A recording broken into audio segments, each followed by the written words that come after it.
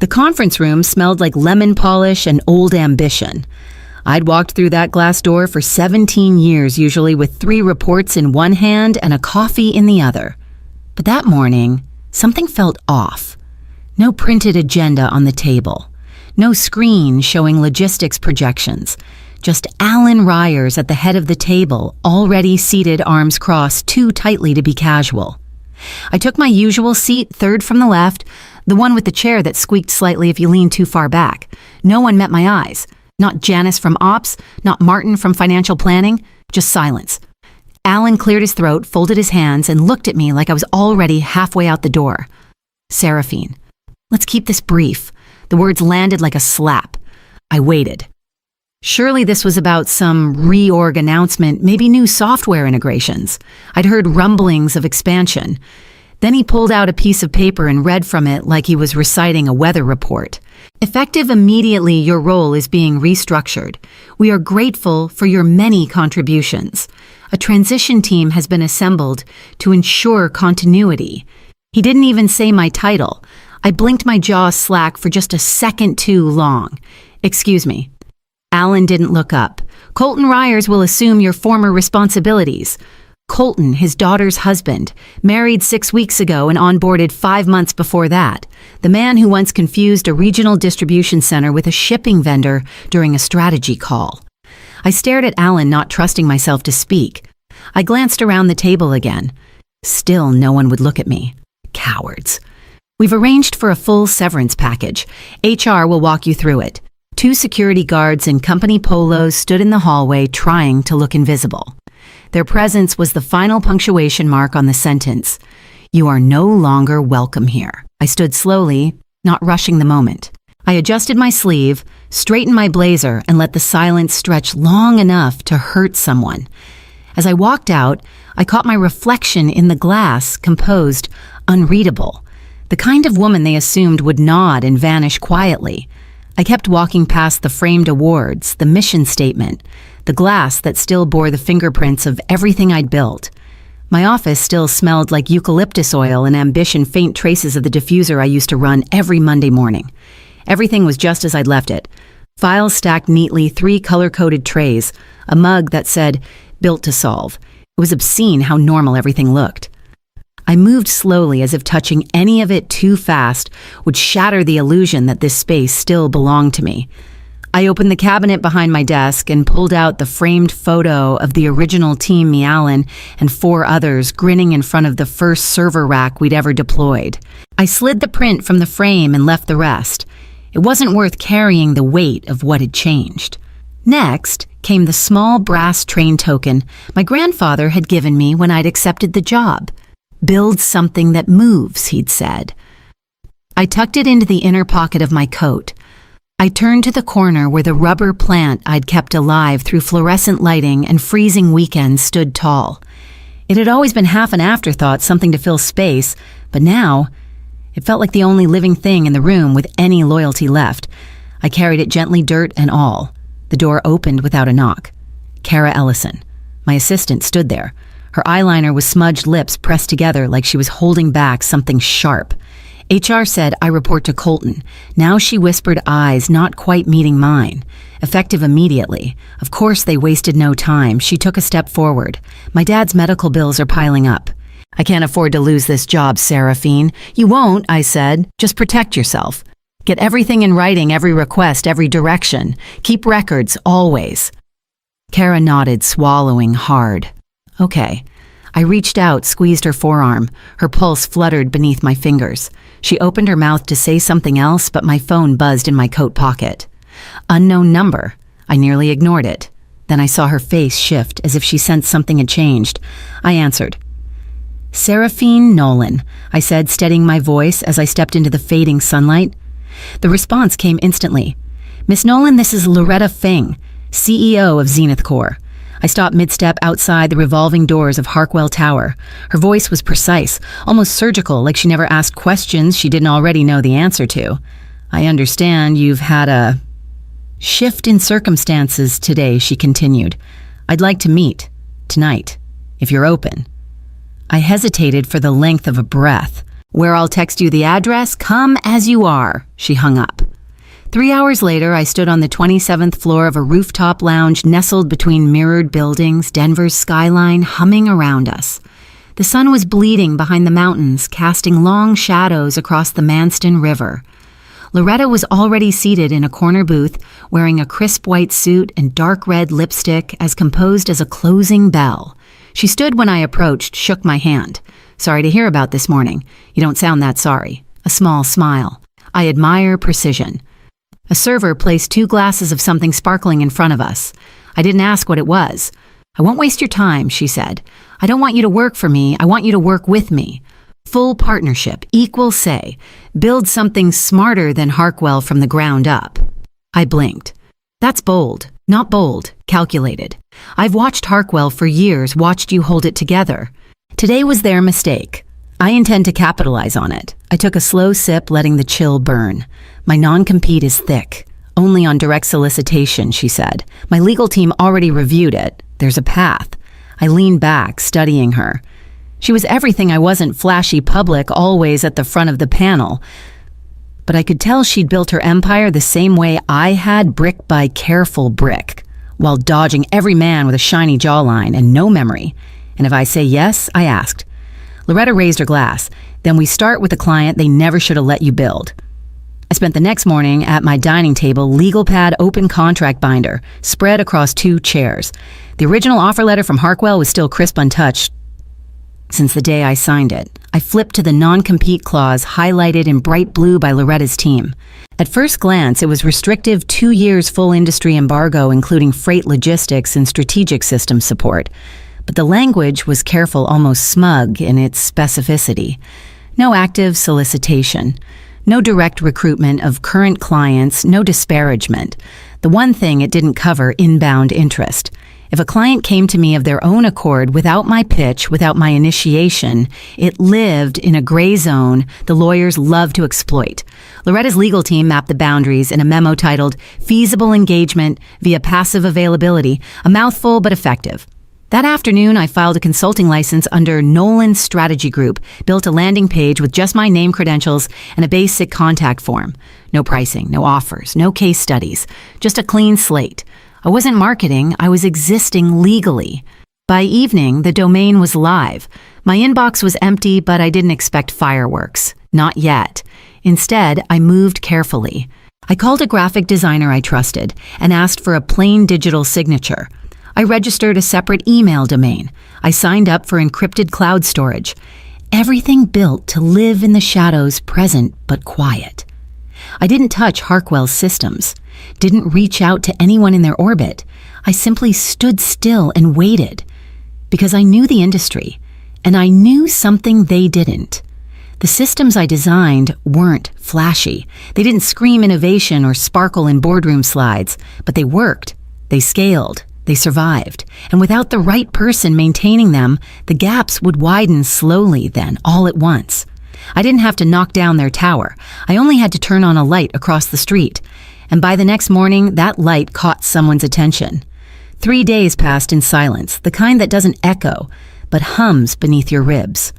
Then just after lunch, my phone rang with a number I hadn't seen in months. Lyle Marston, VP of Network Strategy at Everride Freight Alliance, Harkwell's flagship account.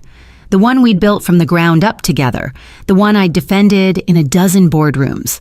Seraphine, he said, skipping pleasantries. We're doing a quiet review of all strategic vendors, off the record. I didn't respond right away. He knew I knew what that meant. We're not making any assumptions, he added. But the recent shift at your former shop, well, it's raised some continuity concerns. I nodded, though he couldn't see me. I understand I'd like your read on a few things. Architecture, compliance risk. No names, just insight. I agreed, carefully, no contracts, no scope. Just a conversation between 2 professionals who'd spent too many nights syncing freight routing algorithms over cold takeout. After we hung up, I opened a blank document and started typing.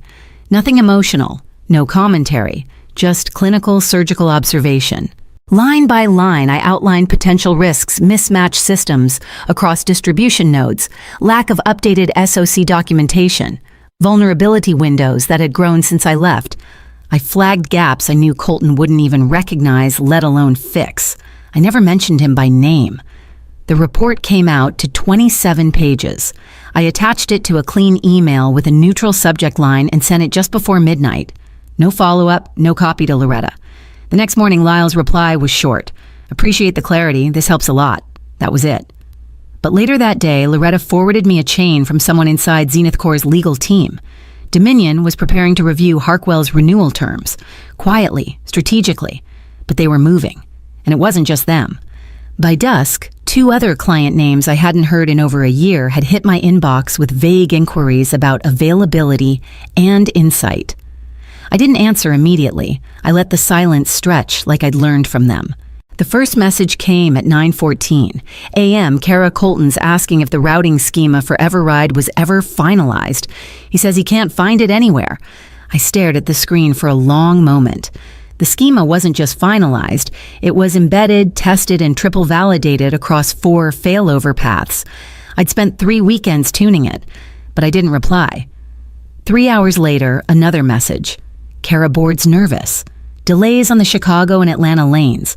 Investors are starting to notice. Still, I said nothing. I wasn't interested in theatrics. This wasn't sabotage. I hadn't touched a single file. I hadn't whispered a single word. What they were dealing with wasn't a breach. It was a vacancy. They hadn't removed a title. They'd removed a system of memory, institutional rhythm, context they didn't document because they never had to because I carried it in me. While they scrambled, I moved forward. I reached out to 4 people over the course of 2 days. All former Harkwell staff, all quietly displaced during realignments that favored flashover function. I didn't pitch. I didn't promise equity. I just asked one question. Want to build something better? Every one of them said yes. Caden from Data Integrity, who used to pull double shifts during audits and never missed a flaw. Nadira, who had rewritten half the vendor API codebase in a weekend, only to have her promotion blocked twice. Jules Quiet and Razor Sharp, the one who found the critical bug in the inventory loadout system 2 hours before go live and got no credit. And Mina, the analyst, who ran simulations in her sleep and always kept her whiteboard cleaner than mine. I brought them in slowly, legally. No one's still under contract, no poaching, no press. We didn't rush, we didn't brag. We just started building. And while we drafted infrastructure maps and revisited compliance gaps, Harkwell kept spinning, slowly losing altitude. That week, I received a 3rd message from Kara. Kara, he's blaming disorganized legacy files now. I put my phone down and opened a fresh notebook. On the top line, I wrote one name, Everride. The text came just after sunrise. Loretta. It's time. I didn't need more. I refreshed my newsfeed and saw the headline bloom across every logistics and tech blog I followed. Zenith Corp secures multi-year $52 million, partnership with Everride Freight Alliance. Just beneath it, Harkwell loses flagship client amid executive transition. I sat with the words for a moment, letting them settle. They didn't feel like revenge. They felt like math. Unbiased, clean, inevitable. The stock markets opened an hour later. Harkwell's shares dropped 11% in the first 15 minutes. By lunch, the number had doubled. At 2:37 p.m., Kara's message buzzed through. Kara Board asked if you'd consider returning consulting basis. For stability. Their words. I read it once, then again. They hadn't asked for me when they pushed the papers across the conference table and said I was no longer aligned. They hadn't asked when Colton stood in my seat with nothing but a LinkedIn profile and a family tie. Now they wanted stability, but they had mistaken my silence for pause. It wasn't. It was choice. I didn't respond. I didn't need to. Instead, I forwarded the blog link to my team, Caden, Nadira, Jules, Mina. One line followed it. Good work, all of you. First milestone met. By evening, the public statement from Everride made its way to my inbox via Loretta. It was a single paragraph, but every sentence had weight. We're investing in innovation that reflects deep expertise, not inherited position. Continuity matters. Execution matters more. No names, no accusations. Just truth wrapped in press release language. Across the river, the lights in Harkwell Tower flickered like an old marquee. I watched from my apartment window tea and hand rubber plant still thriving in the corner. The same one I'd carried out on the worst day of my professional life. And as night settled over the skyline, I saw what they never had. Not the flames of destruction, but the steady light of something rebuilt. The call came just after 6 as I was steeping a bag of chamomile and watching the headlines scroll quietly across my second screen. My phone buzzed twice before I answered. "Alan," I said without warmth. He cleared his throat. "Seraphine, thank you for picking up." There was no small talk, just that clipped, practiced executive tone I'd heard him use in boardrooms when trying to control a leak with a smile. "I'll keep this brief," he said. "I think we've both seen how quickly things have shifted." I let the silence stretch, let him sit with the discomfort of needing something from me for the first time. The Dominion deal was unexpected. The media coverage hasn't helped. There's concern, internal and external. He paused, then offered what I knew was rehearsed. "We'd like to offer you a strategic advisory position. Remote, high level, no heavy lifting. The board believes your presence would project confidence. Your name still holds weight." I took a sip of tea. Let the flavor linger. "You want to use my credibility to steady a ship you sank," I said calmly. "It's not about blame," he said quickly. "It's about continuity." "No," I replied. "It's about reversal, and I'm not interested." He hesitated. "Seraphine, let's be reasonable. You didn't lose me, Alan," I said, setting my cup down. "You replaced me. There's a difference." He exhaled long and low, like he'd been holding it since the market opened. I didn't wait for him to respond. I ended the call, placed the phone face down on the table, and turned toward the window. Across the river, the top floor of Harkwell Tower, once Alan's domain, was dark. The glowing logo that had once lit the skyline now flickered like a faulty signal, struggling to stay visible. And still, I felt no triumph, just a steady clarity, like a light finally turned inward. The documents hit 3 industry blogs simultaneously, anonymous sources, but the timing was too perfect to be accidental. Screenshots of internal emails flagged audit omissions, and a timeline that showed exactly how quickly Colton had pushed through the acquisition of a flashy freight startup one that it turned out had no proper compliance protocols in place. The deal had been his first major move. It was also the one that started the unraveling. Regulators announced an informal review by mid-morning. By early afternoon, whispers turned into questions at shareholder meetings. The same executives who once smiled across the boardroom now scrambled behind closed doors. Kara's text landed at 4:08 p.m. "He's stepping down. Colton. Alan, too. Official word drops tomorrow." They're bleeding. I stared at the screen for a while, unmoved. I didn't feel victory. No glee, no vindication, only stillness. I walked to the window of my office, now 3 floors up in a converted steel mill that hummed with new energy and the sound of people who actually built things. Across the river, Harkwell Tower looked strangely dim, like the power had shifted, and the building itself knew it. The same top floor that once held executive lunches and investor calls now sat in shadow. The logo still blinked faintly, trying to hold presence against the twilight. I thought about the binders I'd left behind, the systems no one ever really learned. I thought about the months I spent preparing handoffs that no one ever asked for. And I thought about the man who had told me I wasn't aligned with the company's future. And now that future was collapsing under its own weight. I didn't gloat. I didn't forward the blog links. I didn't reply to the 6 messages sitting unread in my inbox asking for comment or perspective. Instead, I picked up my train token from the desk, turned it between my fingers, and looked past the river to where the tower once represented everything I'd built. Not because I missed it, but because I knew what I was about to build next. I placed the brass train token on the edge of my new desk. It caught the morning light and threw a warm reflection across the hardwood surface, like it was marking territory. Beside it, the rubber plant stood tall leaves, glossy green, resilient, still thriving. I poured water into the pot slowly, the same way I used to sip coffee before a high-stakes demo. Measured, intentional. The room was quiet, except for the distant hum of the development floor below where my team was finalizing rollout specs for our newest logistics framework. I reviewed the contract one last time. A full systems architecture overhaul for a major freight consortium. This time the front page didn't read "Prepared by Harkwell Global." It didn't carry someone else's logo. It said Nolan Strategy Group, and beneath that, my name. I signed it cleanly, no hesitation. Not as an employee, not as someone supporting someone else's vision, as the architect. Loretta stopped by later with 2 mugs of black coffee and a raised eyebrow. That deal will turn heads. Let them turn, I said. I'm not hiding. Across the river, Harkwell's tower still stood, but it no longer cast a shadow. The logo was dim, the top floors dark. The silence from their side was almost tender now. Not bitter, not loud, just quiet. I returned to my desk, scanned the dashboard displaying our next 3 client phases, and minimized the window. The air felt lighter, like a breath held too long, finally released. I reached for the train token again, holding it in my palm the way I had 17 years ago on my first day. The edges were smoother now, worn from travel and time. I could feel its weight, but not as a burden, as a compass. They thought they fired the operator, I said quietly, almost smiling. Then I placed the token down beside the plant, sat back in my chair, and let the hum of forward motion carry me into the next blueprint.